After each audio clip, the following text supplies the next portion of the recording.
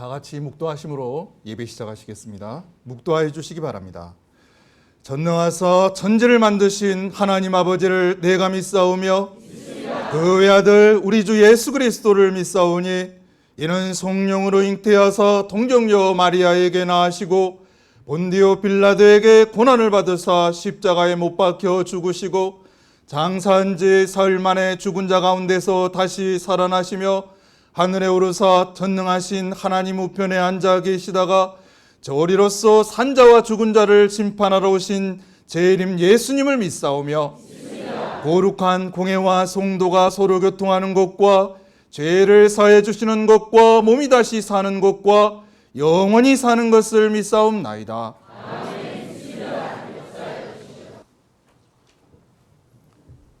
이 시간 전해드릴 말씀은 계시록 1장 인자 같은 이의 비밀에 대해서 말씀을 증거해 드리도록 하겠습니다. 오늘날 2000년 기독교 역사에 영생이라는 역사가 없습니다. 분명 성경 말씀을 통해서 보게 되면 우리가 하나님과 예수님을 믿게 되면은 영생이라는 복을 주신다 그랬습니다. 그렇죠? 요한복음 17장 3절 말씀 통해서 보시게 되면 영생은 곧 유일하신 참 하나님과 그의 보내신 자 예수 그리스도를 아는 것이라 그랬죠. 자, 그렇다면 오늘날 2000년 기독교에서 참 하나님과 예수 그리스도를 몰랐다는 것인가? 요한복음 17장 3절 말씀 보시겠습니다. 읽어보세요. 영생은 곧 유일하신 참 하나님과 네, 영생은 곧 유일하신 참 하나님과 그의 보내신 자 예, 읽어보세요. 예수 그리스도를 아는 것이니이다. 영생은 곧 유일하신 참 하나님과 그의 보내신 자 예수 그리스도를 뭐하는 것이라? 아는 것이라 그랬습니다. 이 영생이라는 것은 인간의 육체가 죽지 않고 영원히 사는 것을 성경에서는 영생이라 그랬죠. 오늘날 기독교인들은 육체가 죽어가지고 그 영혼이 어느 천당에 가서 영생하는 것으로 믿고 있습니다. 그렇지만 분명 창세기 31장 22절 말씀, 성경 말씀에 처음으로 영생이 나오죠. 이 말씀을 보게 되면 사람이 손을 들어 생명나무의 실과를 따먹고 뭐 할까 하노라. 그래서 손과 발이 있고 입이 있는 이 사람이 분명 성경 말씀에는 영생한다고 기록이 되어 있습니다. 창세기 아담이 영혼은 아니겠죠. 예수님께서도 말씀하시기를 요한복음 8장 51절에 사람이 내 말을 지키면은 죽음을 영원히 보지 아니하리라 그랬죠. 요한복음 8장 51절 말씀 읽어보세요. 진실로 진실로 너희에게 이르노니 네, 진실로 진실로 너희에게 이르노니 사람이 내 말을 지키며 자, 사람이 내 말을 뭐 하게 되면 예수님께서 하신 말씀을 지키게 되면 읽어보세요. 죽음을 영원히 보지 아니하리라. 자, 죽음을 뭐 하지 아니하리라? 자, 사람이 내 말을 지키면 죽음을 보지 아니하리라 그랬죠. 그것도 영원히 보지 아니하리라 그러셨습니다. 여기서 이 사람이 영혼은 아니죠. 또한 요한복음 11장 26절도 예수님께서 다시 한번 말씀하시기를 무릇 살아서, 자, 죽어서가 아니죠. 살아서 나를 믿는 자는 영원히 뭐하지 아니하리니 살아서 영원히 죽지 아니한다. 읽어보세요. 무릇 살아서 나를 믿는 자는 네, 무릇 살아서 나를 믿는 자는 영원히 죽지 아니하리니. 자, 살아서 나를 믿는 자는 뭐하지 아니하리니 영원히 죽지 아니하리니 이것을 너가 믿느냐 그랬죠.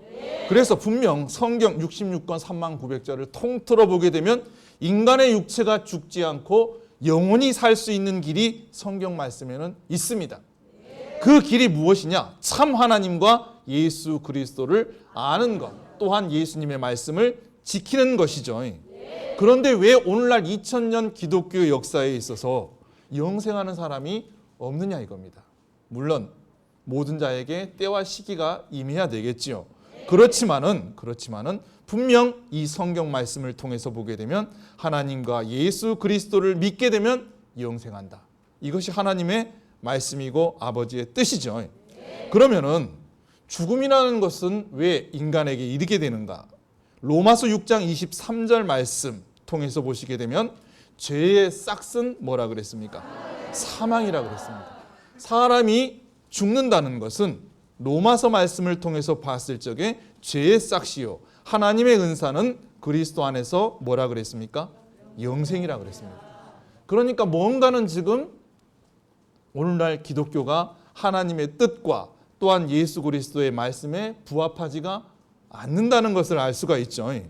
이 말씀을 요한복음 16장 7절부터 11절 말씀, 보혜사 진리의 성령 재림 예수님께서 이 땅에 오셔가지고 책망을 하셨습니다. 나의 책망을 돌이키라. 3년 반 동안 재림 예수님께서 이 땅에 오셔서 외쳤죠. 그리고 또한 한 선지자를 통해 가지고 전 세계 모든 기독교를 향해서 외치고 있습니다. 그렇지만 오늘날까지 돌이키지를 않고 있죠. 요한복음 16장 7절 말씀 보시겠습니다. 읽어보세요. 그러나 내가 너희에게 실상을 말하노니 네, 읽어보세요. 내가 떠나가는 것이 너희에게 유익이라. 초림 예수님께서 운명하시는 것이 하나님의 백성들에게는 유익이라 그랬습니다. 읽어보세요. 내가 떠나가지 아니하면 내가 떠나가지 아니하면 보혜사가 너희에게로 오시지 아니할 것이요. 가면 보혜사가 오신다 그랬죠. 보혜사는 내 아버지께서 내 이름으로 보내실 성령이라 그랬죠. 예수님의 이름은 예수님이라 그랬죠. 그래서 보혜사는 재림 예수님입니다. 이 땅에 보혜사가 너희에게로 오시지 아니할 것이요. 읽어보세요. 가면 내가 그를 너희에게로 보내리니 가면 내가 그를 너희에게로 보내리니 그가 와서 죄에 대하여 의에 대하여 심판에 대하여 네, 읽어보세요. 세상을 책망하시리라. 재림 예수님께서 오시게 되면 죄에 대해서 의에 대해서 그리고 또한 심판에 대해서 세상을 책망하신다 그랬습니다. 네, 읽어보세요. 죄에 대하여라 함은 네, 죄에 대하여라 함은 저희가 나를 믿지 아니하며 죄에 대하여라 함은 저희가 뭐하지 아니하였다. 나를 믿지 아니하였다. 2000년 기독교 역사가 이 땅에 오신 예수님을 믿은 것이 아니라는 겁니다. 이 말씀을 보게 되면 그렇죠. 보혜사 재림 예수님께서 이 땅에 오셔서 하시는 말씀이 오늘날 모든 기독교가 하나님과 예수 그리스도를 믿고 있는 것이 아니라고 말씀하셨다는 겁니다. 책망하셨다는 겁니다. 의에 대하여라 함은 내가 아버지께로 가니 너희가 다시 나를 보지 못하며 심판에 대하여라 함은 이 세상 임금이 심판을 받았음이라 그랬죠. 그리고 곧 하나님의 심판이 이른다 그랬습니다. 그러면은 오늘날 기독교인들이 과연 2000년 동안 하나님과 예수님을 믿노라 하면서 누구를 믿었느냐? 주님께서 말씀하시기를 바로 요한계시록 1장에 나오는 인자 같은 이를 요한계시록 1장의 인자 같은 이를 예수 그리스도로 잘못 믿고 있었다. 요한계시록 1장에 나오는 이 인자 같은 이는 예수님의 화신이 아니라 천사의 화신으로서 하나님인 채 예수님인 채 범죄한 천사요 마귀라 그랬죠. 그래서 이 범죄한 천사를 예수님으로 2000년 동안 믿어왔기 때문에 하나님과 예수님을 잘못 믿었기 때문에 모든 기독교인들이 죽어간 것이다 하고 예수님께서 말씀을 하셨죠. 자, 요한계시록에 나오는 이 계시록 1장에 인자 같은 이의 비밀에 대해서 이 시간 증거를 해드리도록 하겠습니다. 계시록 1장 9절부터 말씀을 보시겠습니다. 자, 1장 9절부터 말씀을 보게 되면 이 사도 요한이가 반모라는 섬에서 성령의 감동을 해가지고 나팔 소리 같은 음성을 듣고 그리고 7 촛대 사이에 나타난 인자 같은 이의 화신을 보게 되죠. 자, 이때부터 이 요한계시록의 말씀이 시작이 됩니다. 계시록 1장 9절부터 읽어보세요. 나 요한은 너희 형제여. 자, 나 요한은 사도 요한이죠. 읽어보세요. 예수의 환난과 나라와 참음에 동참하는 자라. 자, 예수의 환난과 나라와 참음에 동참하는 자라. 즉 하나님의 말씀과 또한 예수 그리스도를 증거하다가 이렇게 박해를 받고 그리고 이 반모라는 섬에 유배를 당했습니다. 이 반모라는 섬은 로마 시대 때 종교 그리고 정치범들의 수용소죠. 그리고 여기에 채석장이 있는데 이곳에서 강제 노역을 시켰습니다. 사도 요한이가 이 반모라는 섬에서 18개월 동안 유배를 당했었는데 그때에 사도 요한이가 이 요한계시록이라는 것을 기록을 하게 됩니다.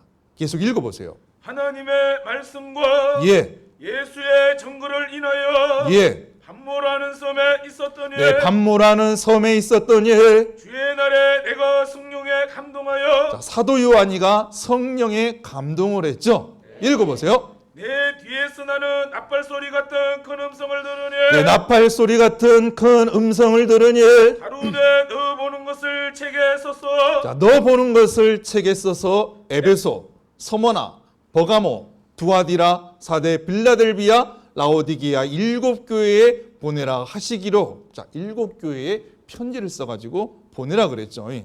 자, 읽어보세요. 몸을 돌이켜 나더러 말한 음성을 알아보려고 하려 예, 읽어보세요. 돌이킬 때에 예, 돌이킬 때에 7 금초대를 보았는데 자, 7 금촛대를 뭐 했습니까?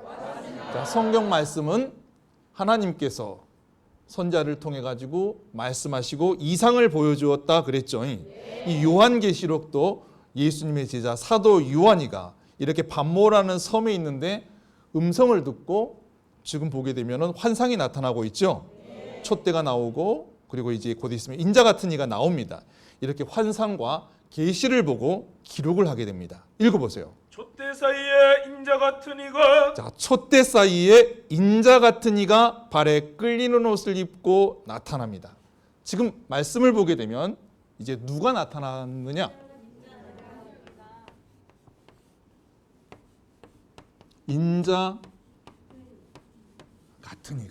인자 같은 이가 나타났습니다. 자, 말씀을 자세히 보시면 자, 인자 같은 이가 발에 끌리는 옷을 입고 네, 읽어보세요. 가슴에 금띠를 띠고 자, 가슴에 무엇을 띄었다 그랬습니까? 인자 같은 이가 나타났는데 가슴에 금띠를 띄었다 그랬죠. 자, 가슴에 금띠를 띄고 읽어보세요. 그 머리와 털의 기가 흰 양털 같고 눈 같으며 자, 그 머리와 털의 희기가 흰 양털 같고 눈 같다 그랬죠. 자, 머리가 이렇게 백발이라는 거죠. 읽어보세요. 그의 눈은 불꽃 같고 예, 그의 발은 풀무에 달려나 빛난 주석 같고 네, 읽어보세요. 그의 음성은 많은 물소리와 같으며 네, 그 음성은 많은 물소리 같으며 그 오른손에 7 별이 있고 그리고 또 특정을 지으면은 오른손에 뭐가 있다? 7 별이 있다. 오른손에 7개의 별을 가지고 있다. 오른손에 7 별이 있고 그 입에서 좌우에 날성금이 나오고 그리고 또 그 입에서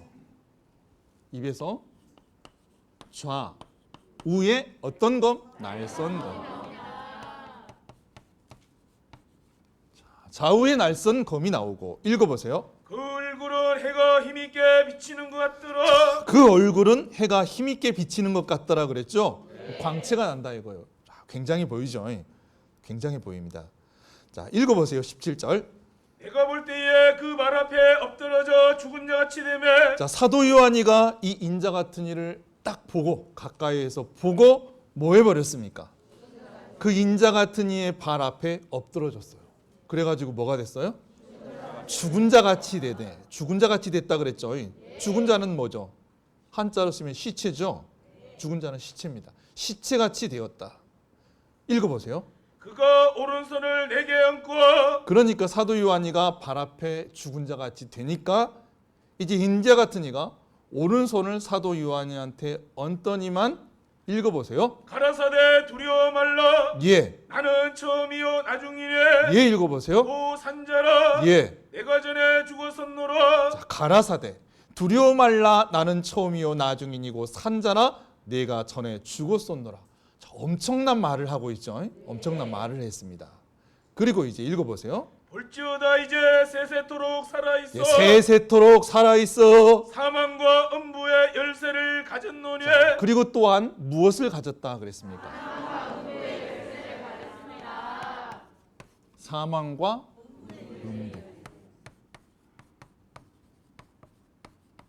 자, 사망과 음부의 열쇠를 가졌다 그랬습니다. 이 계시록 1장에 인자 같은 이의 화신을 보게 되면 자, 그냥 막 조금만 봐도 금띠가 보이고 별을 들고 있고 입에서 검이 나오고 또 사망과 음부의 열쇠를 가지고 있고 또 겉모습을 보게 되면 머리털은 하얗고 발에 끌리는 옷을 입고 눈은 불꽃 같다 그랬습니다. 그리고 발은 또 풀무에 단련한 빛난 주석과 같다 그랬죠. 자, 이런 말씀을 보게 되면 굉장해 보입니다. 평범해 보이지는 않죠. 그래서 오늘날 모든 기독교인들이 이 요한계시록 1장의 인자 같은 이를 예수님으로 믿고 있습니다.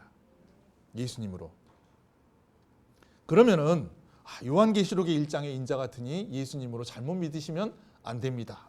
이야기를 하면은 고통으로도 안 듣죠. 우리는 그 계시록 1장의 인자 같으니가 뭐 인자 같으니든 뭐든 상관없다. 우리는 하나님과 예수님을 잘 믿고 있다. 그럽니다. 그렇지만은 성경 말씀 어떻게 기록되어 있는가를 우리가 보게 되면은 성경 하나님을 믿는다는 것, 예수님을 믿는다는 것은 분명히 이 성경을 믿는 것입니다.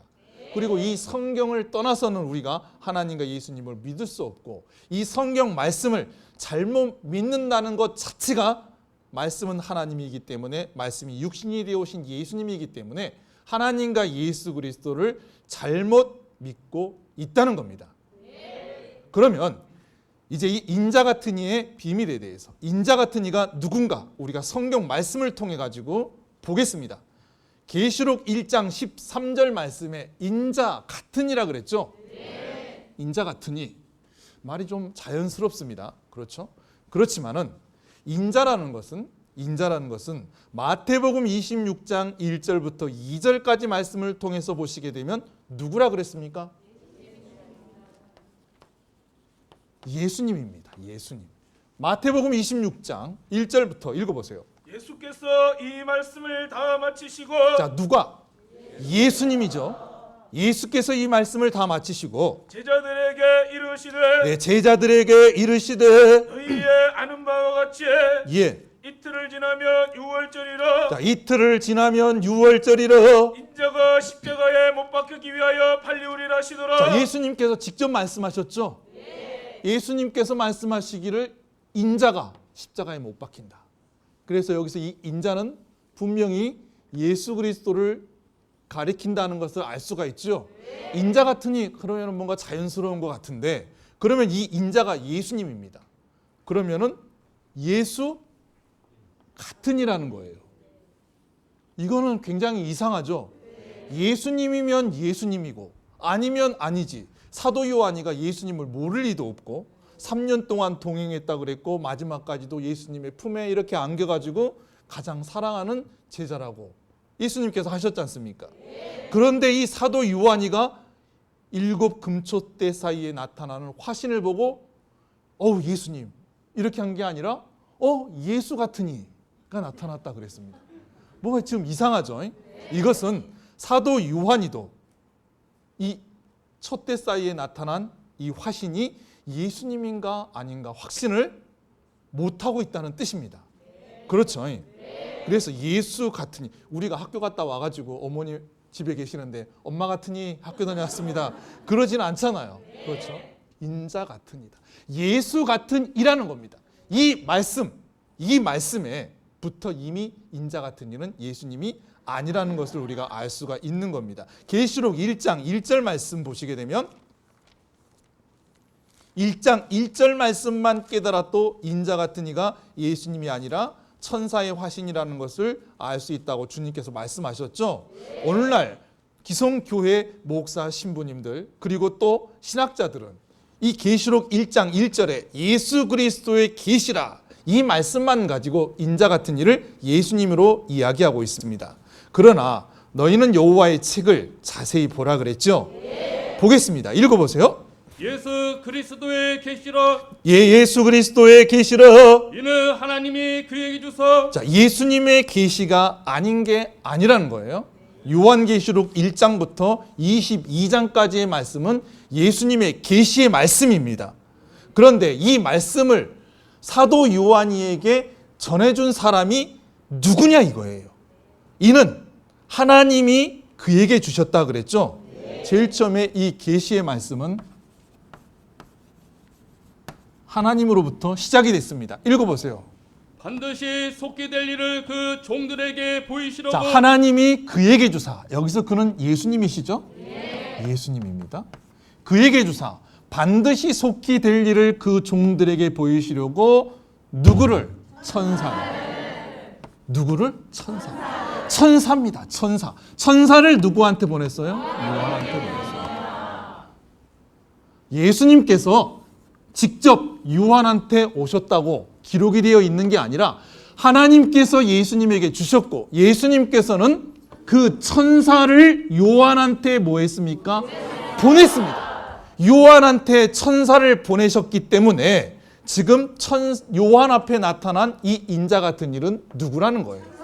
천사입니다. 천사. 이 계시록 1장의 1절, 이 한 구절만 깨달아도 계시록 1장의 인자 같은 이가 천사라는 것은 누구나 다 알 수가 있습니다. 그런데 이 계시록 1장의 인자 같은 이를 예수 그리스도로 믿고 있다는 겁니다. 분명 성경 말씀 계시록 1장 1절에 적혀 있죠. 말씀하셨습니다. 천사를 보냈다. 내가 직접 온 것이 아니라. 그래서 계시록 1장 13절 말씀이 나오는 인자 같은 일은 예수님이 아니라 천사라는 것을 이 말씀을 통해서 알 수가 있는 겁니다. 또 계시록 22장 6절이나 22장 16절도 보게 되면 똑같은 말씀이 반복이 되어 있죠. 하나님께서 요한에게 천사를 보냈다 하셨고, 또한 22장 16절 말씀도 예수님께서 내 사자 천사를 요한에게 뭐 하셨다 그랬습니까? 보내셨다 그랬습니다. 그래서 계시록 1장에 사도 요한이가 인자 같으니라고 기록한 이유가 다 있는 거죠. 예수님은 우리 아버지하고는 비슷한데 아니다 이거예요. 그래서 인자 같은 이는 계시록 1장 1절을 보게 되면 누구다? 천사라는 것을 알 수가 있습니다.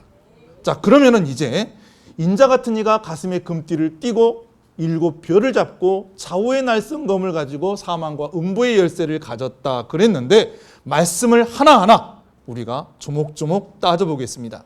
이 가슴에 금띠, 오늘날 신학자들과 기성교 목자들이 주장하기를 금띠라는 것은, 금이라는 것은 굉장히 귀하죠. 요즘 금값도 비싸고. 그래서 임금님 외에는 다른 사람은 옛날에는 띌 수가 없었다. 그래서 가슴에 금띠를 띄었다는 것은 임금을 상징하는데, 예수님은 만왕의 왕이시니까 만왕의 왕을 상징하는 것이고, 또 금이라는 것은 변하지가 않는다는 거예요.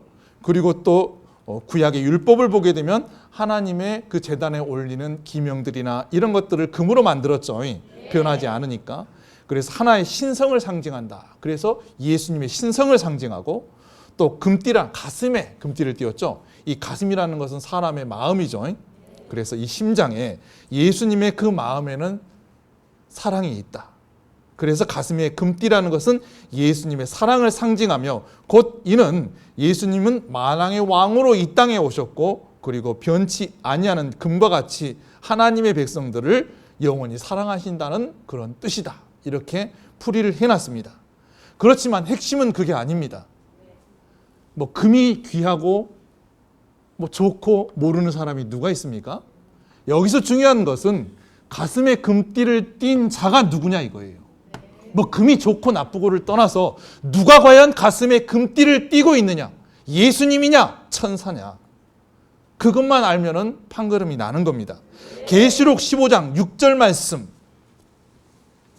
통해서 보시게 되면 가슴에 금띠를 띈 자가 누구인가가 나와 있습니다. 계시록 15장 6절 말씀 읽어보세요. 7재앙을 가진 7천사가 네, 읽어보세요. 성전으로부터 나와 맑고 빛난 세마포 옷을 입고 예. 가슴에 금띠를 띠고, 자, 가슴에 뭐가 나왔습니까? 금띠가 나왔습니다. 가슴에 금띠를 띠고, 읽어보세요. 내생물 중 하나가 세세에 계신 하나님의 진노를 가득히 담은. 자, 그래서 제가 이 말씀 전후 구절로 쭉 읽어봤습니다. 계시록 1장부터 22장까지. 이 가슴에 금띠를 띈 자가 예수님이라는 구절은 창세기 1장부터 계시록 22장까지 있습니까? 없습니까? 없습니다. 이 말씀에 15장 6절 말씀에 7지향을 가진 7천사가 가슴에 뭘 띄었다 그랬습니까? 금띠를 띄었다 그랬습니다. 가슴에 금띠를 띈 것은 뭐 임금이니 뭐니 그게 아니죠. 천사예요. 분명 계시록 1장 1절의 인자 같은 이는 누구다? 천사다 하고 말씀을 하셨습니다. 다시 한번 말씀을 확인해 봐도 가슴에 금띠를 띈 자는 누구였습니까? 천사였습니다. 천사. 천사가 이 가슴에 금띠를 띄었다. 천사가 가슴에 금띠를 띄었다는 것은 무엇이냐? 말이 좋아서 뭐 임금님이지 뭐지. 이 금이라는 것은 물론 귀한 것이긴 하지만 금이라는 것은 또한 성경 말씀을 통해서 보게 되면 우상이요, 재물을 상징하죠. 시편 115편 4절 말씀을 통해서 보게 되면 우상은 은과 금이라 그랬습니다. 다니엘서 2장 32절도 우상의 머리는 정금이라 그랬죠. 우상은, 은과 금은 우상을 상징하기도 한다니까요. 성경에는 재물을 상징하기도 하고. 그래서 예수님이 아닌 천사가 가슴에 금띠를 띄었는데 이 금이라는 것은 재물을 가리킵니다. 그리고 가슴이라는 것은 사람의 마음을 가리키죠. 그래서 이 천사, 인자 같은 이가 마음에 뭐가 있다? 마음의 재물에 욕심이 가득하다는 뜻입니다. 가슴에 금띠를 띄었다는 것은 뭐 임금이고 사랑이고 이게 아니라 분명 가슴에 금띠를 띈 자는 천사다 하는 것을 우리가 말씀을 통해서 알 수가 있고, 이것은 천사가 재물에 욕심이 가득하다. 예수님께서 재물에 욕심이 가득하시지 않죠. 그래서 천사가 가슴에 금띠를 띄었다. 인자 같은 이는 두말할 것 없이 천사라는 것을 우리가 말씀을 통해서 알 수가 있죠. 그리고 또 말씀을 보게 되면 그 머리와 털의 희기가 흰 양털 같고 무엇과 같다? 눈과 같다 그랬습니다. 또 신학자들이 주장하기를 이 양털이라는 것은 이사야 말씀에 양털같이 순결하고 깨끗하고 이렇게 나오죠. 그래서 양털이라는 것은 예수님의 순결을 상징하고 결백을 상징한다. 순결과 결백을 상징하고, 또 머리가 예수님께서 하얗다는 것은 어떤 전지전능, 예수님의 지혜를 상징한다. 그래서 예수님의 머리는 백발이어야 한다. 백발이다 하고 주장을 하고 있습니다. 그렇지만 그들이 말하는 것은 이 성경 말씀에 맞지가 않습니다. 물론 잠언서 16장 31절 말씀 보게 되면 그네들이 인용하는 구절입니다. 백발이라는 것은 어떤 의로운 길에서 얻는 영화의 면류관이라 그랬죠. 지혜를 상징하기도 합니다. 머리 검은 젊은이보다 이렇게 백발이신 분들이, 어르신들이 삶의 지혜에 있어서 더 지혜롭죠. 그것은 당연할 수밖에 없습니다. 그렇지만은 그 지혜라는 것이 백발에서 나오는 것이 아니라 삶의 연륜에서 나오는 거죠. 그렇죠. 백발이라는 것은 어떻게 보게 되면 잠언서 20장 29절 말씀을 보게 되면 젊은 자의 영화는 힘이요 늙은 자의 아름다움은 백발이라 하는 말씀과 같이 백발이라는 것은 나이를 먹었다 하는 그 뜻하고 똑같습니다. 그렇죠. 그러면은 만약에 백발이 지혜를 상징할 것 같으면은, 백발이 지혜를 상징할 것 같으면 호세아 7장 9절에는 백발이 얼룩얼룩할지라도 뭐하지 못한다. 백발이 지혜라면은 지혜를 가졌는데 깨닫지 못할 것이 무엇이 있겠습니까? 백발이 얼룩얼룩할지라도 깨닫지 못한다는 것은 이 말씀을 통해서 봤을 적에 이 백발이라는 것은 꼭 무조건 지혜를 상징하는 것이 아니다. 이 지혜라는 것은 나이를 먹음으로 연륜에서 나오는 지혜지, 머리가 하얗게 세어가지고 그 흰머리에서 나오는 지혜가 아니라는 거예요. 분명 이 머리가 하얗다는 것은 레위기 19장 32절 말씀을 통해서 보게 되면 너희는 셋머리 앞에서 일어나고 노인의 얼굴을 공경하라 그랬습니다. 그래서 머리가 허연 노인이 들어오시게 되면은 우리가 예를 갖추죠. 셋머리라는 것은, 흰머리라는 것은 나이를 먹었다. 신명기 32장 25절도 보게 되면 백발 노인이라 그랬습니다. 그래서 백발이라는 것은 지혜를 상징하는 것이 아니라 나이를 먹었다. 곧 우리는 젊어질 거니까 지워버립시다. 좀 있으면 이제 30대로 다 젊어지시니까 백발, 세상 사람들이 백발이 되는 거죠. 백발이라는 것은 분명히 나이를 먹었다. 그러면은 인자 같은 이가 지금 백발이라 그랬죠. 머리가 허옇고 머리뿐만 아니라 털, 뭐 몸에 털이 많나 봐요. 몸에 털의 희기가 흰 양털 같다 그랬습니다. 그러면은 이것은 예수님께서 30세에 하나님의 신을 받으시고 33세에 운명하셨습니다. 그리고 부활 승천하셨죠. 권능의 우편, 하나님의 우편에 앉아 계신다 그랬어요. 그럼 그 짧은 세월 동안에 예수님께서 지금 33세에 부활 승천하셨는데 뭐가 되셨다는 거예요? 백발 노인이 되셨다는 거예요. 나이를 드셨다는 거예요. 늙으셨다는 겁니다. 천국에 가 계신다면서요. 그러면은 그 몇십 년 사이에 예수님께서 나이를 잡수셔가지고 백발 노인이 되셨으면은 지금 2000년이 지난 지금은 어떻게 됐겠습니까? 막 이렇게 다니시는가요? 그런데 왜 교회를 가면은 예수님 머리가 전부 검었습니까? 도대체 왜 예수님 머리에 염색을 합니까? 백발이 좋은 거고 백발이 지혜를 상징한다면서요. 왜 죄다 염색을 해놨어요?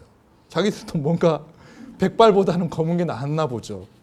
그래서 분명히 머리가 털의 희기가 흰 양털 같고 눈 같다 이 말씀은 예수님께서 지혜를 상징한다 이런 말씀이 아니라는 거죠. 그리고 오른손에 또한 뭐를 가지고 계신다? 사람이 오른손에 7뼈를 갖고 있기는 힘들죠. 성경은 비유고 상징이라 그랬으니까 7별이라는 것은 그러면 성경 말씀에서 무엇을 상징하고 7별을 가진 자가 누구인가 보겠습니다. 신학자들이 이야기하기를 이 별은 사자 교회를 상징한다 그럽니다. 그 말은 맞는 말이죠. 계시록 1장 19절 20절 말씀을 통해서 보게 되면 내 오른손에 7별의 비밀과 7 금초대의 비밀을 가르쳐준다 그랬죠. 20절 말씀 보겠습니다. 읽어보세요. 너 본 것은 내 오른손에 7별의 비밀과 예. 7 금초대라. 네, 읽어보세요. 7별은 7교회의 사자여. 자, 7별은 7교회의 사자라 그랬죠. 사자, 천사 또는 사명자.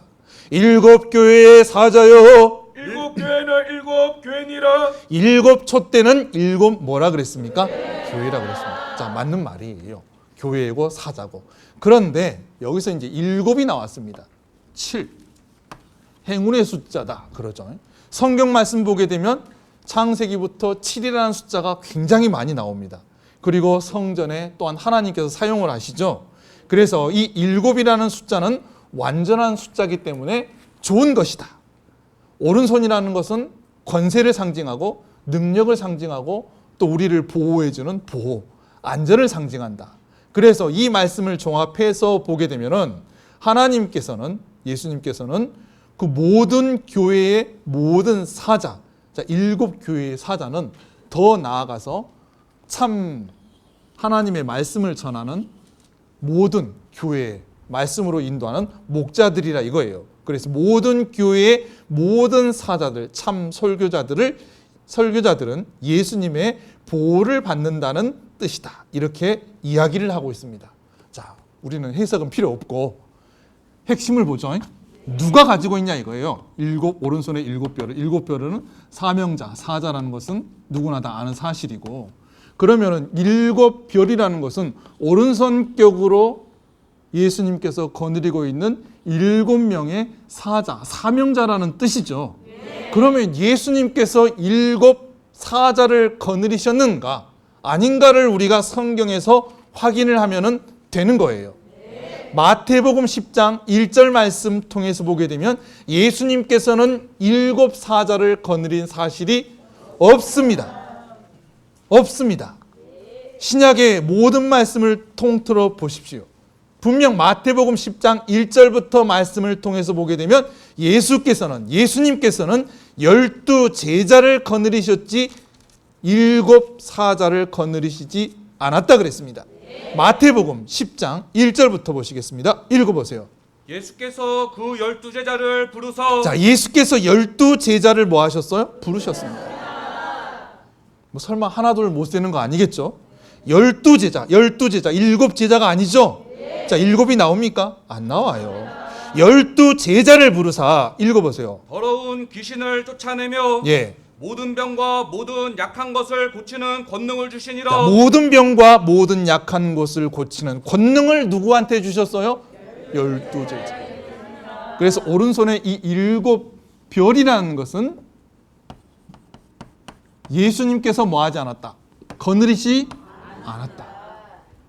그러면은 이 7 별이라는 것은 도대체 무엇을 가리키느냐? 7이라는 숫자는 하나님만 사용하시는 게 아닙니다. 마귀들도 이 7이라는 숫자를 씁니다. 마태복음 12장 45절 말씀 통해서 보게 되면 악한 귀신 7을 뭐 한다 그랬습니까? 악한 귀신 7이 들어간다 그랬죠? 누가복음 8장 2절 말씀도 보게 되면 7 귀신이 뭐 한다 그랬습니까? 들어간다 그랬어요. 그러니까 이 7이라는 숫자는 하나님과 예수님을 상징하는 신성한 숫자만이 아닌 거예요.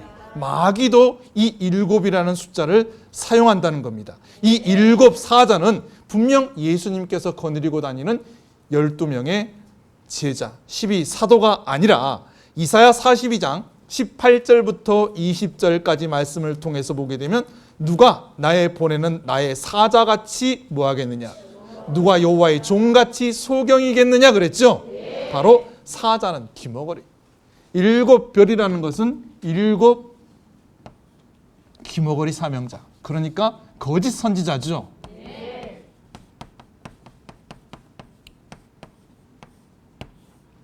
7명의 거짓 선지자라는 겁니다. 예수님께서 7 거짓 선지자를 거느리신 적이 없다. 성경 말씀에는 없다는 겁니다. 그리고 이제 또 입에서 좌우에 날선 검이 나온다 그랬죠. 그 입에서 좌우에 날선 검이 나온다. 이 말씀을 가지고 또 오늘날 신학자들이 이야기하기를 예수 그리스도의 입에서 좌우에 날선 검이 나온다. 좌우의 날선 검은 예리하고 날카롭다. 예수님이 심판하시는 칼, 말씀이 좌우의 날선 검이다 하고 이야기를 하고 있습니다.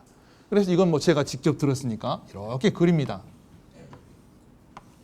해가지고 이쪽에도 날이 서 있고 이쪽에도 날이 서 있다. 성서, 명화 시리즈 보게 되면 인자 같은 이가 입에서 이렇게 뿜어내고 있습니다.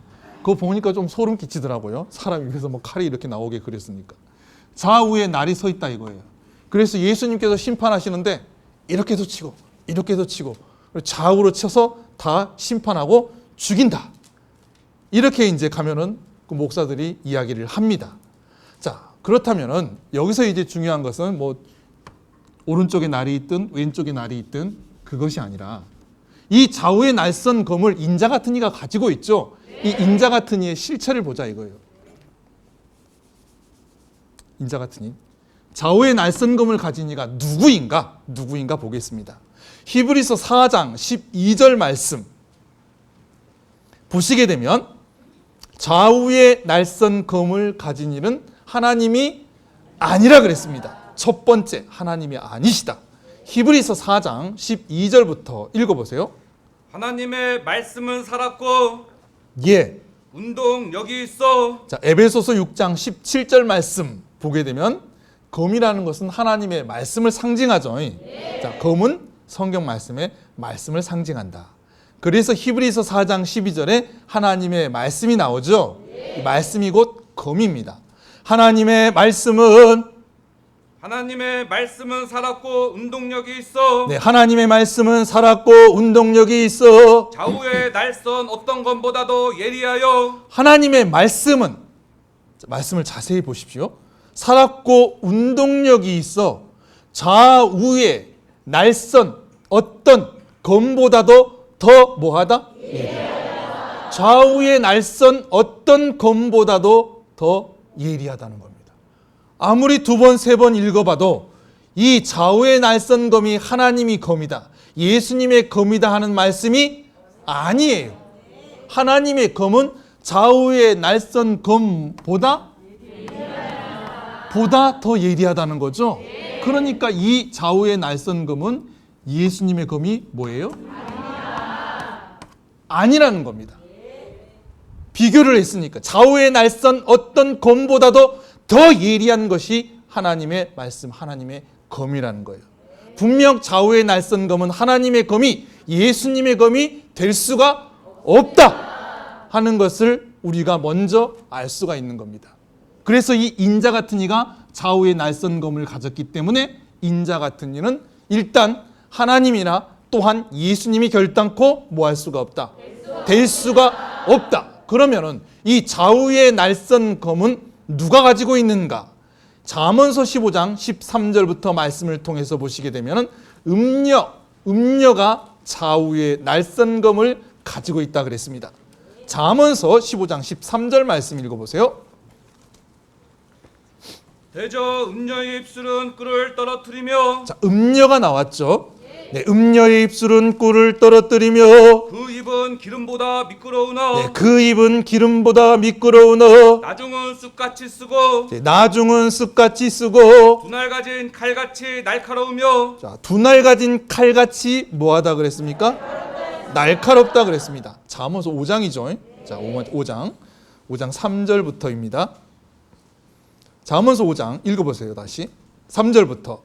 대저 음녀의 입술은 꿀을 떨어뜨리며 자, 음녀의 입술은 꿀을 떨어뜨리며 그 입은 기름보다 미끄러우나 네, 읽어보세요. 나중은 쑥같이 쓰고 네, 나중은 쑥같이 쓰고 분할 가진 칼같이 날카로우며 음녀의 입술이 이제 두 날 가진 칼같이 뭐하며? 자, 날카롭다 그랬죠. 자, 두 날, 좌우의 날선 검을 여기서는 한글로 풀어 써놨죠. 좌우, 두 날, 검, 칼. 그래서 두 날 가진 칼이 좌우의 날선 검입니다. 그런데 이 두 날 가진 칼, 좌우의 날선 검을 누가 가지고 있다 그랬습니까? 음녀가 가지고 있다 그랬습니다. 그러니까 이 인자 같은 이는 곧 음녀라는 거예요. 예수님이 음녀입니까? 아닙니다. 될 수가 없습니다. 그래서 이 좌우의 날선 검을 가진 이는 예수님이 아니다. 결단코 예수님이 아니다. 예수님은 좌우의 날선 어떤 검보다도 예리한 검을 가지고 계신다 그랬죠. 음녀가 이 두 날 가진 칼 좌우의 날선 검을 가지고 있다 그랬습니다. 좀 더 읽어보겠습니다. 5절부터 읽어보세요. 그 발은 사지로 내려가며 네, 그 발은 사지로 내려가며 그 걸음은 음부로 나아가나니 그 걸음은 음부로 뭐한다 그랬죠? 나아간다고 했어요. 그래서 이 좌우의 날선 검을 가진 음녀를 따라가게 되면은 어디로 간다? 사지로 내려간다. 음부로 내려간다. 사망에 이를 수밖에 없다는 겁니다. 그래서 오늘날 모든 기독교인들이 이 인자 같은 일을 예수님으로 믿고 따랐기 때문에 이 좌우의 날선 검을 가진 이 음녀 마귀를 예수님으로 믿고 따랐기 때문에 쫓아가니까 어디로 갔습니까? 음부로 사지로 나아갔다는 거예요. 그래서 모두 다 죽을 수밖에 없었던 겁니다. 예수님은 계시록 19장 15절부터 말씀을 통해서 보게 되면 이한 검을 가지셨다 그랬죠? 계시록 19장 15절부터 읽어보세요. 그의 입에서 이한 검이 나오니 자, 그의 입에서 뭐가 나왔다 그랬습니까? 이한 검. 이한 검이라는 것은 예리할 이자를 써서 예리한 검이죠. 히브리서 4장 12절 말씀에 나왔던 하나님의 말씀은 좌우의 날선 어떤 검보다 뭐하다? 예리하다. 그래서 한자, 예리를 한자로 쓰면 이죠. 예리할 리자를 써가지고 그래서 이한검을 예수님께서 가지셨다 이겁니다. 좀 더 읽어보겠습니다. 읽어보세요. 그것으로 만국을 치겠고 네, 그것으로 만국을 치겠고 친히 저희를 철장으로 다스리며 자, 이한검을 가지고 만국을 치고 철장으로 천하를 다스린다 그랬죠. 읽어보세요. 또 친히 하나님 예, 곧 전능하신 이의 맹렬한 진노의 포도주를 들을 밟겠고 예, 읽어보세요. 그 옷과 그 다리에 이름 쓴 것이 자, 있으니 그 옷과 그 다리에 이름을 쓴 것이 있다 그랬죠.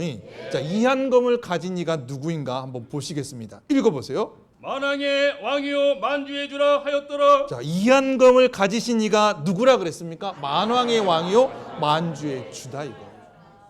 그래서 인자 같은 이가 좌우의 날선 검을 가졌다 그랬는데 예수님의 검은 좌우의 날선 검보다 더 예리한 검입니다.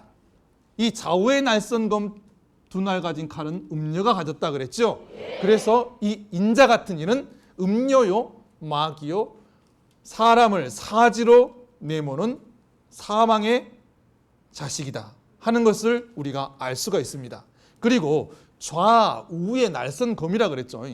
좌우의 날선 검, 이것은 또 말씀이라 그랬죠. 좌우의 말, 쉽게 이야기하면 이중말이죠. 이렇게 뱀이 혀가 두 개로 갈라져 있죠.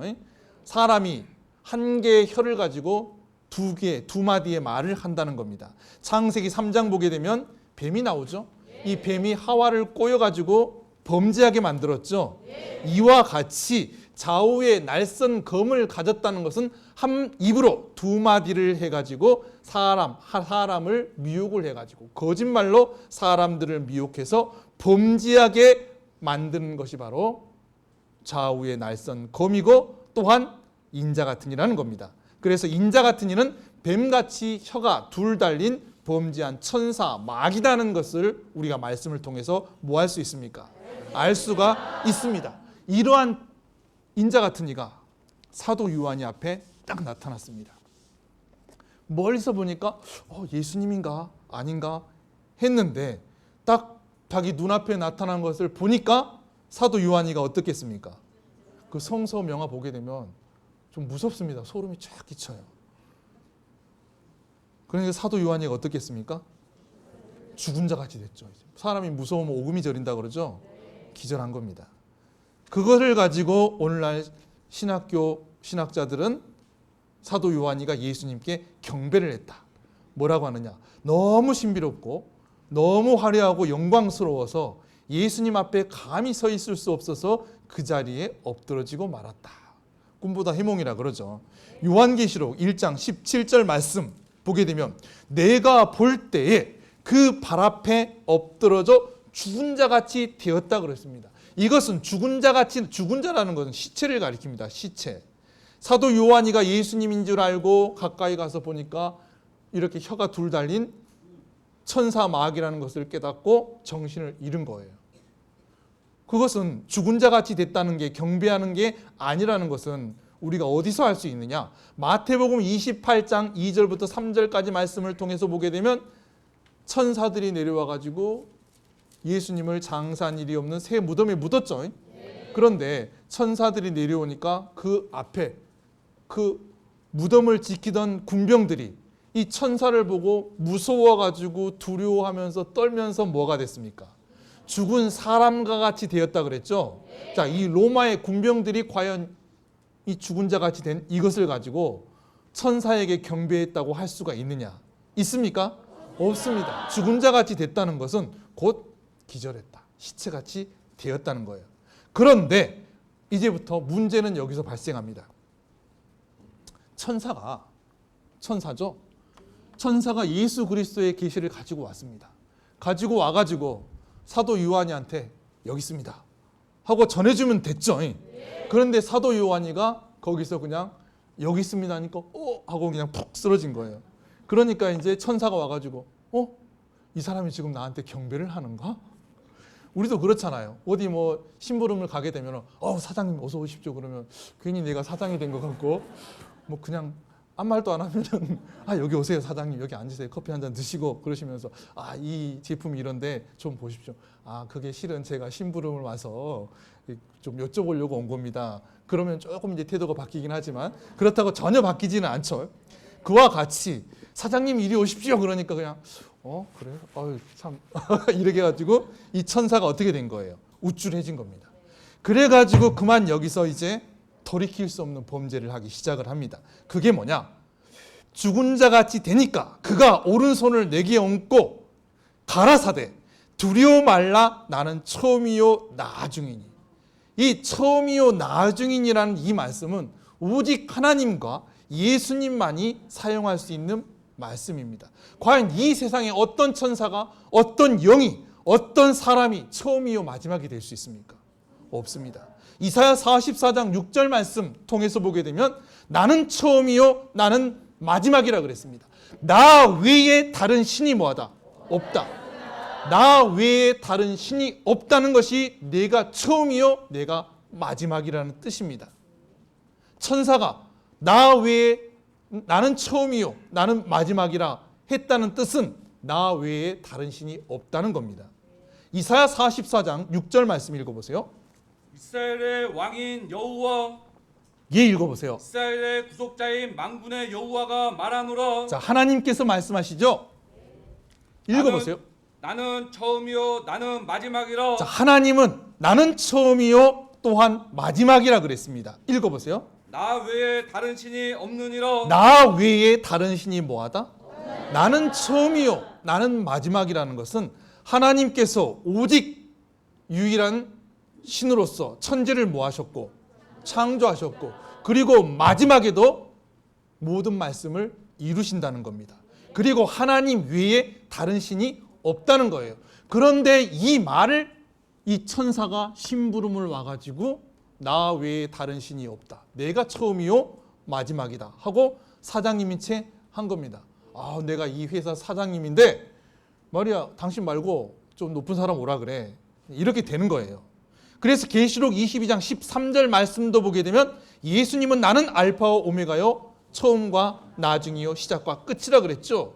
예수님도 근본 하나님의 본체로서 처음과 나중이요 시작과 끝입니다. 22장 13절 말씀 읽어보세요. 나는 알파와 오메가요. 예, 처음과 나중이요. 예. 시작과 끝이라. 나는 예수님은 알파와 오메가요 처음과 나중이요 시작과 끝이라는 것이죠. 그래서 오직 하나님과 예수님만이 처음이요 나중이 될 수가 있는데 분명 이 천사가 지금 범죄를 했다는 거예요. 그래서 인자 같은 이는 이제 일반적인 천사가 아니죠. 바로 범죄를 해버렸습니다. 범죄한 천사. 그것도 자기가 일반적인 범죄가 아니죠. 여호와의 이름을 망령되이 일컫지 말라 그랬는데 자기가 지금 뭔 척? 하나님인 척, 여호와인 척, 예수님인 척 해버렸어요. 마귀가 됐습니다. 그래서 범죄한 천사 마귀예요. 뒤에 말씀 계시록 1장 말씀 자 계속 읽어보겠습니다. 가라사대 나는 처음이요 나중이니 읽어보세요. 읽어보세요. 곧 산자라. 네, 곧 산자라. 내가 전에 죽었었노라. 곧 산자라. 내가 전에 뭐하였노라. 나는 살았다. 그런데 옛날에 죽었었다. 죽었다가 살아났다는 거죠. 즉 부활했다는 겁니다. 요한복음 3장 13절 말씀에 하늘에서 내려온 자 인자 외에는 하늘에 올라간 자가 있다 했습니까? 없다 했습니까? 예수님 외에는 부활한 자가 없습니다. 부활 승천한 자가 없습니다. 그런데 하물며 이 천사가 지금 또한 하나님인 척 하는 것도 부족을 해가지고 누구인 척? 예수님인 척 하고 있다는 겁니다. 천사가 언제 어느 때 죽었다가 살아났다 했습니까? 또한 천사에게 하나님께서 천사에게 아들이라고 한 사실이 있습니까? 없습니까? 없습니다. 히브리서 1장 5절에 천사 중 누구에게 내가 너를 낳았다 하신 일이 없지요. 그래서 분명히 계시록 1장의 인자 같은 이는 하나님의 말씀을 가지고 예수님의 심부름을 온 천사인데도 불구하고 자기가 하나님인 채 예수님인 채 사도 요한 앞에서 범죄를 했다는 겁니다. 그리고 18절 말씀 이어서 보시게 되면은 이제 하나님인 척 예수님인 척 범죄를 했는데 사람이 꼬리가 길면 밟힌다고 자기의 실체를 드러내게 됩니다. 읽어보세요. 올지어다 이제 세세토록 살아있어. 이제 세세토록 살아있어. 사망과 음부의 열쇠를 가졌노니. 자, 사망과 음부의 열쇠를 누가 가졌다? 자기가 가졌다. 지금 이제 17절 후반부부터 18절 말씀은 자기의 이야기를 하고 있죠. 계시록 1장 9절부터는 인자 같은 이가 나타나가지고 이런 모습이다 그랬습니다. 그런데 사도 요한이가 죽은 자 같이 되니까 인자 같은 이가 우쭐해가지고 이제 가라사대부터 시작해가지고 자기의 말을 범죄를 하고 있는 거예요. 그래서 하나님인 채 예수님인 채 범죄를 했는데 결국은 자기의 실체를 뭐 하게 됩니까? 드러납니다. 나는 사망과 음부의 열쇠를 가진 자다. 사망과 음부의 열쇠를 가진 자다. 그러면은 누가 사망과 음부의 열쇠를 가졌는가? 사망과 음부의 열쇠를 가졌다는 뜻이 무엇이며 누가 과연 사망과 음부의 열쇠를 가지고 있는가 말씀을 통해서 보시겠습니다. 먼저 예수님은 사망과 음부의 열쇠를 가진 분이 아니시죠? 마태복음 16장 18절 말씀 보시겠습니다. 마태복음 16장 18절부터 읽어보세요. 내가 또 너게 이르노니. 자, 내가 또 너게 이르노니 예수님께서 하신 말씀이죠. 읽어보세요. 너는 베드로라. 네, 너는 베드로라. 내가 이 반석 위에 내 교회를 세우리니 네, 반석 위에 내 교회를 세우리니. 음부의 권세가 이기지 못하리라. 자, 먼저 음부의 권세가 뭐하지 못하리라. 자, 계시록의 인자 같은 이는 뭘 가졌다 그랬습니까? 사망과 음부의 열쇠. 열쇠라는 것은 성경을 통해서 보게 되면 권세라 그랬습니다. 권세. 사망과 음부의 권세를 인자 같은 이가 가졌다는 거예요. 그럼 여기서 그네들이 말하는 것을 우리가 10분 양보를 해가지고 인자 같은 이가 예수님이라고 칩시다. 그러면 인자 같은 이 예수님은 음부의 권세를 가지셨다는 거죠. 그런데 지금 이 마태복음 16장 18절부터 말씀을 보게 되면 예수님께서 말씀하시기를 음부의 권세가 뭐하지 못하리라? 예수님이 음부의 권세를 가지셨다면 지금 예수님하고 뭐 해야 됩니까? 다투고 싸워서 누군가는 이겨야 되겠죠. 이게 말이 되는 이야기입니까? 아닙니다. 음부의 권세가 이기지 못하리라. 예수님이 음부의 열쇠, 음부의 권세를 가지셨다면 뭘 이기고 뭘 지신다는 건지. 그렇죠? 자, 일단 음부의 권세가 이기지 못하리라. 내가 천국 열쇠를 너게 주리니. 자, 내가 천국 열쇠를 뭐하리니? 너게 주리니. 예수님은 천국 열쇠를 가지셨어요. 천국. 그래서 쫄래쫄래 따라가면 어찌됐든 어디 갑니까? 천국에 갑니다. 천국 열쇠를 가지신 분이기 때문에 혹시 못 들어가더라도 구경은 할 수 있겠죠. 그렇죠? 그런데 여기서 이 인자 같은 이는 사망과 음부의 열쇠를 가졌다 그랬습니다. 예수님은 천국 열쇠를 가지셨지 사망과 음부의 열쇠를 가지신 사실이 없습니다. 히브리서 2장 14절 말씀에 이 사망과 음부의 열쇠를 가진 자는 마귀라 그랬습니다. 히브리서 2장 14절 말씀 읽어보세요. 모든 천사들은 부리는 영으로서 예. 구원 얻을 후사들을 위하여 섬기라고 보내심이 아니뇨. 자, 2장 14절 말씀 통해서 보시게 되면 자녀들은 혈육에 함께 속하였음에 그도 또한 한 모양으로 혈육에 함께 속하심은 사망으로 말미암아. 예수님께서 무엇으로 말미암아? 예수님께서 육체로 오신 것은 사망으로 말미암아 사망의 세력을 잡은 자, 사망과 음부의 권세를 잡은 자, 곧 마귀를 뭐하시며? 사망과 음부의 세력, 사망과 음부의 권세를 받은 자가 지금 누구라 그랬습니까? 마귀라 그랬습니다. 마귀. 이 마귀의 권세를 깨치기 위해서 예수님께서 뭐 하셨다는 거예요? 오셨다는 겁니다. 그래서 모든 사람들이 이 사망과 음부의 열쇠를 가진, 이 사망과 음부의 권세를 가진 인자 같은 이에게 끌려가서 어디로 간다 그랬습니까? 사지로 간다 그랬죠. 다 죽을 수밖에 없었습니다. 그런데 예수님께서 우리와 똑같은 육체를 가진 사람으로 이 땅에 오셨죠. 오셔가지고 뭐 하셨습니까? 이 마귀의 권세를 깨트리셨습니다. 어떻게? 죽으심으로 말미암아. 모든 인간은 죽어가지고 끝이 났죠. 그렇지만 예수님은 운명하시고 다시 뭐 하셨습니까? 부활하셨습니다. 그래서 이 마귀, 사망과 음부의 권세가 깨진 거예요. 예수님께서 육체를 가진 사람으로 오셔가지고 부활, 승천하심으로 말미암아 모든 인간을 죽였던 이 마귀의 권세를 깨치신 겁니다. 마귀의 권세가 깨진 거예요. 분명히 사망과 음부의 열쇠, 권세를 가진 자는 성경에 누구라 그랬습니까? 마귀라는 겁니다. 마귀. 이 마귀는 계시록 20장 16절 말씀을 통해서 보게 되면 마지막 심판을 하실 때 사망과 음부도 어디에 들어간다? 불못에 들어간다 그랬습니다. 계시록 20장 14절 말씀 읽어보세요. 사망과 음부도 불못에 던지우니. 네, 사망과 읽어보세요. 이것은 둘째 사망 곧 불못이라. 자, 사망과 음부도 불못에 던지우니 이것이 둘째 사망 곧 불못이라 그랬죠. 사망과 음부는 어디에 들어가게 돼 있습니까? 불못에 들어가요. 불못. 예수님께서 사망과 음부의 권세를 가진 자라면은 14절 말씀 통해서 보게 되면 예수님도 어디에 들어갑니까? 사망과 음부에 들어가야 됩니다. 이게 말씀이 맞는 말입니까? 아니죠.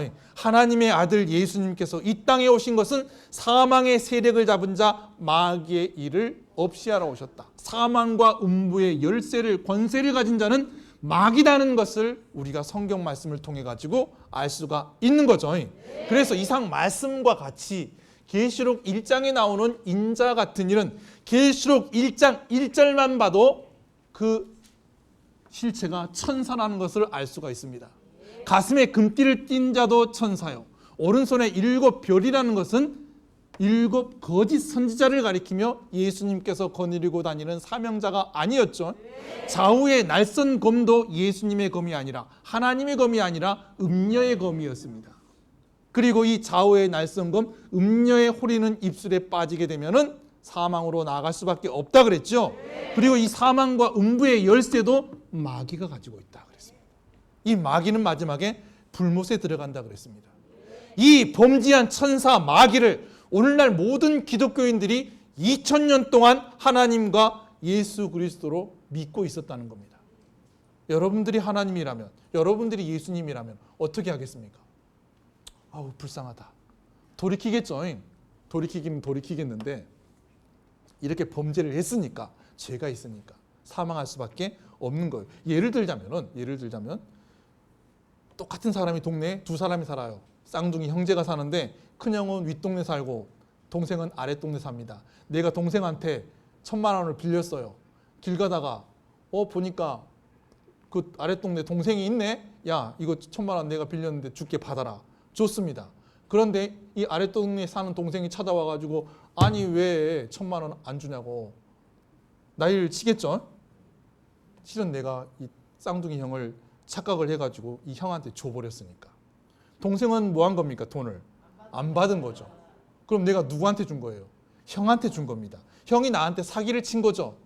나는 이 사람한테 돈 줘야 됩니까? 안 줘야 됩니까? 돈 줘야 돼요. 그렇죠?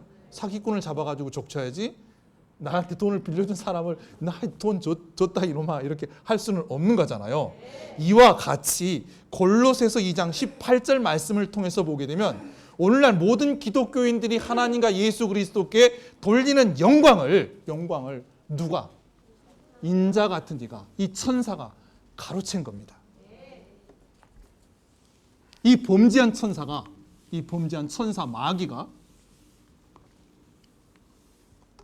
오늘날 모든 기독교인들이 하나님과 예수님을 믿어서 받아야 되는 영광을 이 마귀가 중간에서 가로챈 거예요.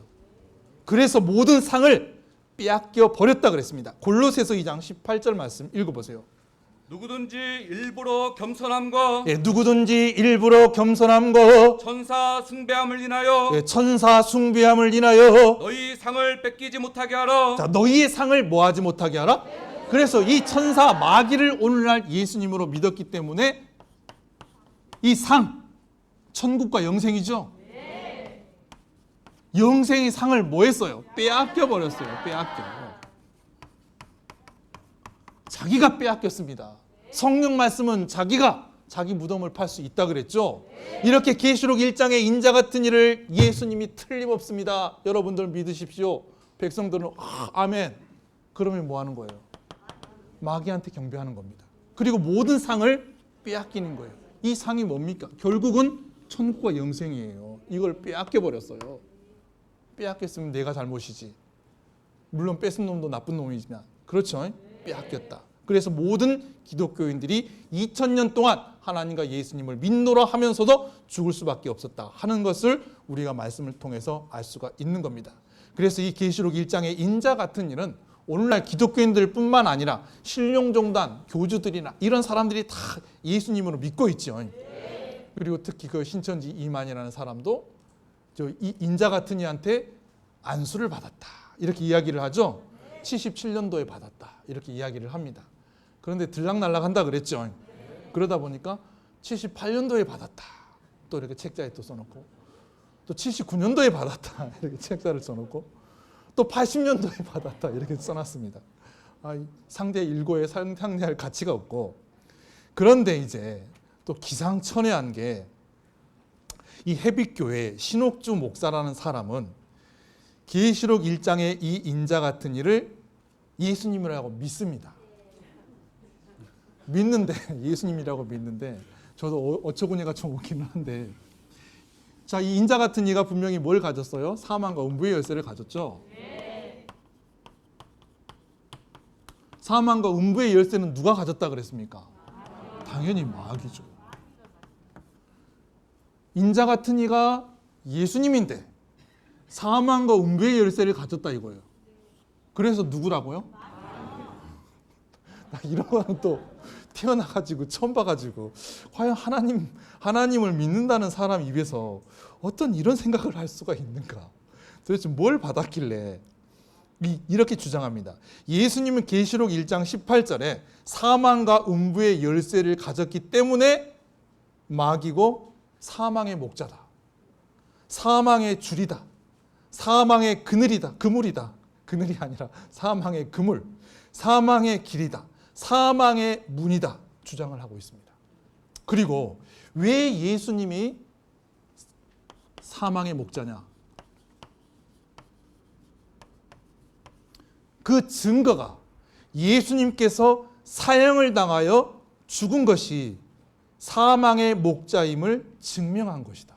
예수님께서 운명하신 것이 사망의 목자라는 거예요. 왜? 하나님의 아들은 하나님이 함께하면은 죽지 말았어야 된다. 영생을 해야 된다는 거예요. 하나님의 신을 받았으면, 아니 자기는 하나님의 신을 받아가지고 그 감옥에 들어가 있으면 되겠습니까? 하나님의 신을 받으면 하나님께서 천하를 통치한다 그랬고, 세상의 열방들이 발 앞에 와가지고 뱀처럼 기면서 티끌을 핥는다 그랬죠. 그런데 뭔 말이 그리고 이야기하기를, 그리고 예수님이 사망의 목자라는 것은 예수님을 믿은 모든 인생이 다 죽었다.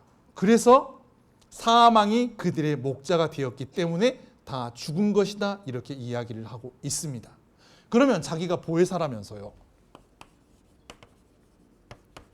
보혜사는 계시록 16장 7절부터 말씀 보게 되면 죄에 대하여, 의에 대하여, 심판에 대하여 세상을 뭐하게 돼 있습니까? 책망하게 돼 있습니다. 모든 것을 가르치시고 모든 진리 가운데로 우리를 인도하시게 되어 있습니다. 그런데 보혜사라는 사람이 계시록 1장의 이 인자 같은 이가 1장 1절만 읽어도, 유치원만 다녀도, 요즘은 유치원 안 다녀도 영어까지 알죠? 다 알 수 있습니다. 하나님께서 예수님에게 주셨고, 또 예수님께서 천사에게 주셨고, 천사가 요한 앞에 나타났다 그랬죠. 요한이 보고 있는 인자 같은 이는 천사라는 것을, 그리고 더군다나 범지한 천사라는 것을 알 수가 있습니다. 모를 수가 없어요. 보혜사라면은 우리에게 가르쳐 주셔야 되기 때문에. 그런데 이 보혜사라는 사람이 계시록 1장의 이 인자 같은 이가 예수님인지 천사인지 구분도 못합니다. 이게 뭔 놈의 보혜사입니까? 안 그렇습니까? 예수님은 사망의 목자가 아닙니다. 왜 예수님께서 운명하셨는데요? 그 사람 같은 그런 사람들의 죄까지 담당하시려고 운명하신 겁니다. 그렇게 범죄하는 사람들의 죄까지 어떻게 해서든지 구원시켜 주시고 천국에 보내주기 위해서. 그런데 그 은혜도 모르고 예수님을 가리켜 사망과 음부의 열쇠를 가졌으니까 마귀의 자식이니 뭐니? 그러면 되겠습니까? 이거 배은망덕한 거죠. 요한복음 10장 14절부터 15절까지 말씀 보게 되면 예수님이 사망의 목자라 그랬습니까? 나는 선한 목자라 그랬습니다. 양들을 위하여 목숨을 버린다 그랬습니다. 무슨 음부의 열쇠를 가져가지고 사형을 당해서 죽임을 당한 것이 아니라, 요한복음 10장 14절 말씀 읽어보세요. 나는 선한 목자라. 읽어보세요. 내가 내 양을 알고 양도 나를 아는 것이. 나는 선한 목자라. 나는 선한 목자다. 읽어보세요. 아버지께서 나를 아시고 내가 아버지를 아는 것 같으니. 예, 읽어보세요. 나는 양을 위하여 목숨을 버리노라. 나는 양을 위하여 뭐하노라? 선한 목자는, 예수님은 양들을 위하여 목숨을 버릴 각오로 이 땅에 오신 겁니다. 자기는 그럴 각오가 돼 있나 모르겠습니다.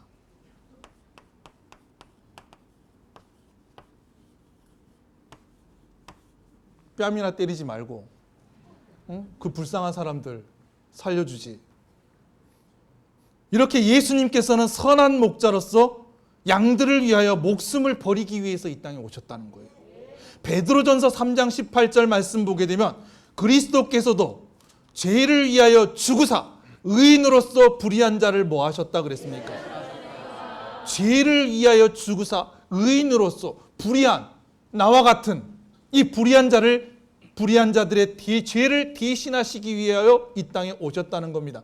그 이유는 우리를 어디로? 하나님 앞으로 인도하려 하셨다 그랬죠. 읽어보세요. 그리스도께서도 한번 죄를 위하여 죽으사 네, 한 번 죄를 위하여 죽으서, 의인으로서 불의한 자를 대신하셨으니. 자, 이게 사망의 목자라서 운명하신 겁니까? 사망과 음부의 열쇠를 가져가지고 운명하셨다 그랬어요? 아니요. 우리의 죄를 대신하셔서 운명하셨다 그랬습니다. 읽어보세요. 이는 우리를 하나님 앞으로 인도하려 하심이라. 자, 이는 우리를 하나님 앞으로 뭐하려 하심이라? 우리를 하나님 앞으로 인도하기 위해서 모든 사람이 죄에 담이 막혀서 하나님 앞에 갈 수 없고 죄에 막혀서 죽을 수밖에 없었습니다.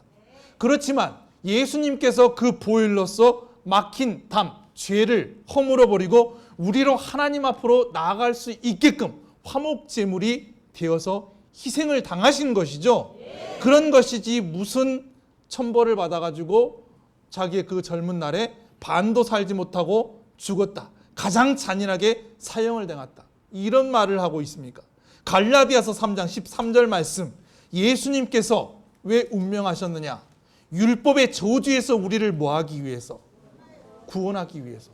초림 예수님의 이 자유의 율법을 지키고서는 지킬 사람이 없다 그랬습니다. 그렇죠. 그리고 또한 우상을 섬기는 그러한 죄에서 다시 새 언약으로서 우리의 모든 죄를 사해 주실 수 있는 분은 예수님이요, 예수님의 보혈밖에 없습니다. 이 율법의 저주에서 우리를 해방시켜 주시기 위해서 예수님께서 운명하신 것이지 사망의 목전에서 운명하신 것이 아니다. 갈라디아서 3장 13절 말씀 읽어보세요. 그리스도께서 우리를 위하여 저주를 받은 바 되서. 자, 예수님께서 저주를 받은 바 되셨습니다. 저주를 받은 바. 저주라는 것은 안 좋은 것이죠. 자, 사람이 정말 화가 나고 분할 때 저주의 말을 퍼붓죠. 예수님께서도 이렇게 험한 말을 받으시고 또한 험한 일을 당하셨습니다. 누구를 위해서? 우리를 위해서. 우리를 위해서입니다. 우리를 위해서. 읽어보세요. 율법의 저주에서 우리를 속량하셨으니. 그래서 직접 친히 저주를 받은 바 되셔서 율법의 저주에서 우리를 뭐 하셨어요? 율법의 저주에서 우리를 해방시켜 주셨습니다. 우리를 해방시켜 주시기 위해서 운명하시는 것이라 이거예요. 그리고 또한 요한복음 12장 24절 말씀 통해서 보시게 되면 예수님께서 운명하셔야지만이 우리가 뭐 할 수 있기 때문에 예수님의 생명을 우리가 받을 수 있는 거예요.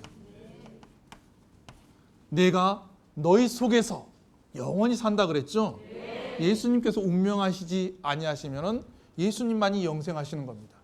그러나 예수님께서는 목숨을 버리고 땅에 떨어져 하늘의 미리 되심으로 말미암아 우리 이 죽을 인간의 육체 속에서 우리와 함께 영생하시겠다 하신 거예요. 요한복음 12장 24절부터 읽어보세요. 내가 진실로 진실로 너희에게 이르노니. 네, 내가 진실로 진실로 너희에게 이르노니. 하늘의 미랄이 땅에 떨어져 죽지 아니하면. 네, 하늘의 미랄이 땅에 떨어져 죽지 아니하면. 하늘 그대로 있고. 예수님께서 운명하시지 않는다면 예수님 혼자 영생하시는 겁니다. 읽어보세요. 죽으면 많은 열매를 맺느니라. 그래서 그렇지만은 운명하심으로 말미암아 초림 예수님도 마찬가지고 재림 예수님도 마찬가지고 그 육신을 버리고 영으로 부활 승천하시고 또한 영으로서 하나님의 백성들에게 임하심으로 말미암아 많은 열매들이 예수님의 생명을 모아는 거예요. 우리가 나눠 가지는 겁니다. 나의 살과 피를 먹으라 그랬죠. 예수님의 그 살과 피를 우리가 먹고 그 생명을 나누는 거예요. 그래서 우리가 영생을 하는 거예요. 그런데 무슨 그래가지고 그래 좋아 그렇다고 치자. 그래 얼마나 똑똑하길래 예수님께서 사망과 음부의 열쇠를 가졌냐고 한번 보자. 그래서 봤습니다. 2024년 4월 25일 날 조선일보에 대문짝만하게 써놨습니다. 뭐라고 써놨느냐? 왜 예수님이 사망과 음부의 열쇠를 가진 자고 마귀냐? 예수님께서 몇 년도 태어나셨습니까? 이건 추론이죠. BC 몇 년? 4년. 아니 예수님께서 BC 4년에 태어난 게 뭔가? 예수가 왜 BC 4년에 인생으로 태어났을까? 사생의 뜻을 알아야 된다. BC 4년에 태어났다는 것은 사생이다. 4년생.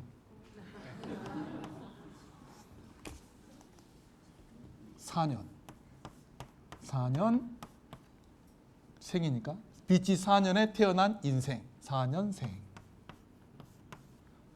BC 4년생은 4년생이라는 거예요. 그리고 사생이라는 거예요. 연자 빼면 사생이죠. 그리고 이제 이 사생의 뜻을 알아야 된다 하면서 사생이라는 것은 뱀띠, 뱀해를 가리킨다. 자, 사자가 뱀사자가 되는 거예요. 갑자기 뱀사자가 돼가지고 4년에 태어났다는 것은 뱀해에 태어났다는 거예요. 그래서 뱀해에 태어났다. 사생, 4년생. 자, 연자 빼면 사생이라 그랬죠. 연자 빼면 뭐예요? 뱀으로 태어났다는 거예요. BC 4년에 태어난 게 뱀으로 태어난 거예요. 그러면서 사생이라는 것은 뱀띠, 뱀해를 가리킨다. 그래서 사생아 태어났으니까 A로 태어났죠. 누가 A로 안 태어난 사람이 누가 있습니까? 그래가지고 사생아 뱀으로 태어난 애기. 그래서 예수님은 뱀의 후손이라고 신문에 써놨어요. 뱀의 후손이다. 그래서 뱀들의 머리는 용, 사단, 마귀다. 마귀는 히브리서 2장 14절을 보니까 사망의 세력을 잡은 자다. 사망의 세력이 무엇이냐? 계시록 1장 18절 말씀 보니까 사망과 음부의 열쇠다. 사망과 음부의 열쇠를 가진 자가 누구냐? 인자 같은 이다. 인자 같은 이가 누구냐? 예수다. 그래서 BC의 4년에 태어난 예수님은 뱀이라는 거예요. 사단 마귀라는 겁니다. 와, 놀랍습니다. 그리고 이제 또 뭐라 그러냐? 사생의 뜻은 또 다른 뜻이 있다. 사사로울 사자죠. 그리고 생, A로 태어났으니까 사생아, 사생아가 뭡니까? 그래서 예수님은 음녀의 자식이라는 거예요. 그러면서 하는 이야기가 천사 가브리엘이 원래는 남자였는데 이 남자가 하나님인 채 해가지고 마리아한테 가가지고 둘이 이렇게 자취로 예수님께서 태어났다. 그래서 예수님은 모태에서부터 죄악으로 잉태됐고 태어나자마자 죄인이었고 자기가 하나님의 아들이라 그랬으니까 처음부터 거짓말하는 한 사단 마귀다. 이렇게 이야기를 합니다. 그러면서 예수는 영생의 뜻도 모르고 귀신처럼 지저거린 자다. 자, 귀신이 무슨 일을 하느냐? 귀신 신나라 까먹는 소리를 한다. 예수님 보고. 아니 솔직히 저는 이게 신나락 같습니다. 이거 신나락 원산지가 어딘지 모르겠지만 신옥주 목사님은 신나락을 이렇게 까 드시는가 봐요. 실은 뭐 양심 고백을 하자면 제가 어렸을 적에 신나락을 한번 까먹어 봤습니다. 부모님들이 막 하도 신나락 귀신 신나락 그러게 도대체 신나락을 까먹으면 무슨 소리가 나나 해가지고 가만히 손 넣어가지고 신나락 이렇게 까먹어 봤거든요. 뭐 소리 안 납니다. 그런데 이 신옥주라는 사람, 아니 BC 4년에 태어난 것이 무슨 뱀으로 태어난 것이고 4년에 태어난 것이 사생이라 해가지고 예수님께서 사생자라는 거예요. 이게 말이 됩니까?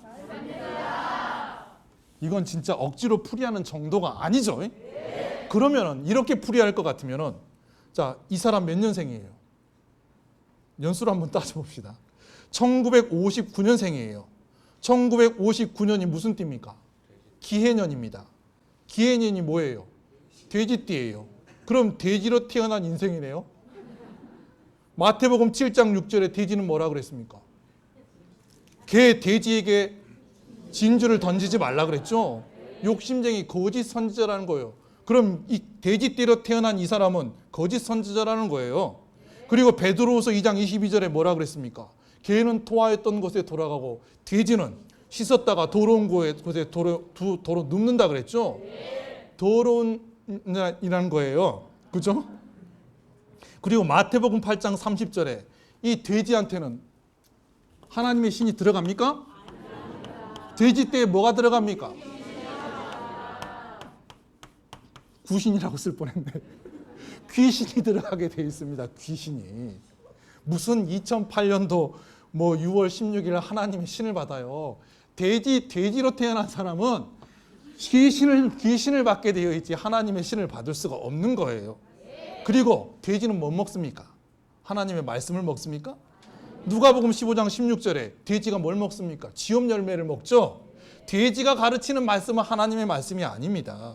그리고 이사야 65장 4절, 이사야 66장 17절 돼지고기 먹는 자들 어디 갑니까? 반드시 하나님께서 보응하시는데 돼지고기 먹는 자들 다 함께 망한다 그랬죠. 얘가 이렇게 풀이하면 뭐라 하겠습니까? 말씀 억지로 풀이하지 말라 하겠죠. 제 말이 그 말입니다.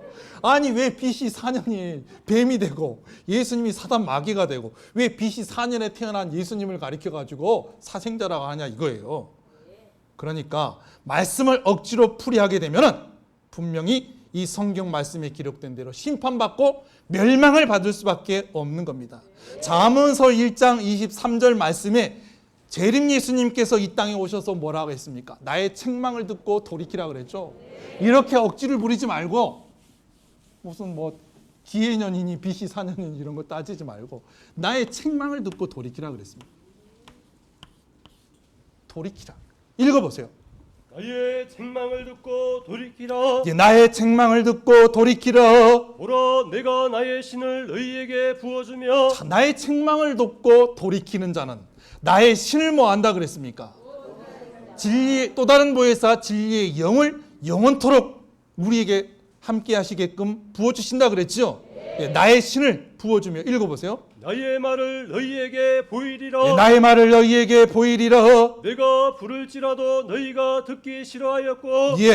내가 손을 펼지라도 돌아보는 자가 없었고. 내가 손을 펼지라도 돌아보는 자가 없었고. 도리어 나의 모든 교훈을 멸시하며. 모든 교훈을 멸시하며. 나의 책망을 받지 아니하였은즉. 모든 기독교인들이 주님의 책망을 받았습니까? 안 받았습니까? 도리어 이단이다 사입이다 뭐 했습니까? 멸시하고 조롱을 했습니다. 그래서 이제 어떻게 되는가 보겠습니다. 읽어보세요. 너희가 재앙을 만날 때에. 자, 너희가 뭘 만난다 그랬습니까? 재앙을 만날 때 그때 내가 너희를 뭐 한다 그랬어요. 그랬기 때문에 결과는 너희가 뭘 만나리라? 재앙. 분명 이와 같이 말씀을 억지로 풀이하는 이자들 또한 그러한 말씀을 좋다고 따라가는 이 사람들은 성경 말씀에 기록된 재앙들을 받는다는 것입니다. 베드로후서 3장 16절의 말씀을 억지로 풀이하면 스스로 멸망에 이른다 그랬죠. 갈라디아서 1장 7절부터 9절까지 말씀을 보게 되면 천사라 할지라도 다른 복음을 전하면 뭘 피할 수가 없다 그랬습니까? 저주를 피할 수가 없다 그랬습니다. 계시록 22장 18, 19절 말씀을 보세요. 말씀을 더하게 되면 이 성경 말씀에 기록된 재앙들을 그에게 더한다 그랬고 말씀에 있는 것을 제하여 버리면 하나님의 나라 천국에 참여함을 뭐 한다 그랬습니까?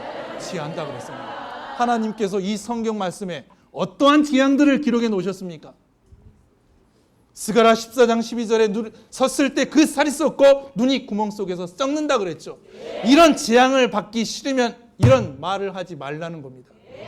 예수님 앞에 오셔가지고 재림 예수님 앞에 오셔서 주님의 그 책망을 들으라는 거죠. 멸시하지 말라는 겁니다. 시편 31편 18절 말씀에 벙어리를 만들어 버린다 그랬죠. 요한복음 9장 39절에 소경을 만든다 그랬습니다. 예레미야 29장 18절 말씀에 연병을 내린다 그랬습니다. 예레미야 25장 15절부터 10절 16절까지 말씀을 보게 되면은 미치게 만든다 그랬죠. 마태복음 8장 30절부터 32절 말씀 돼지에게 귀신을 부어 넣은 것처럼 미친다 그랬습니다.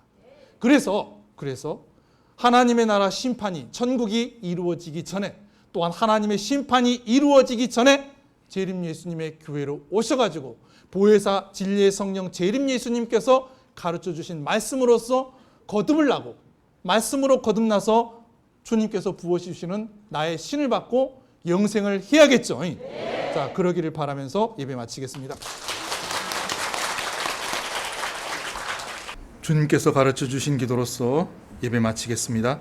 하늘에 계신 우리 아버지 시여 이름이 거룩히 여김을 받으시오며 나라의 마옵시며 뜻이 하늘에서 이룬 같이 땅에서도 이루어지이다. 오늘날 우리로 할 양식을 주옵시고 우리가 우리에게 죄 지은 자를 사하여 준 같이 우리 죄를 사하여 주옵시고 우리를 시험에 들지 말게 하옵시고 다만 악에서 구하옵소서. 대개 나라와 권세와 영광이 아버지께 영원히 있사옵나이다.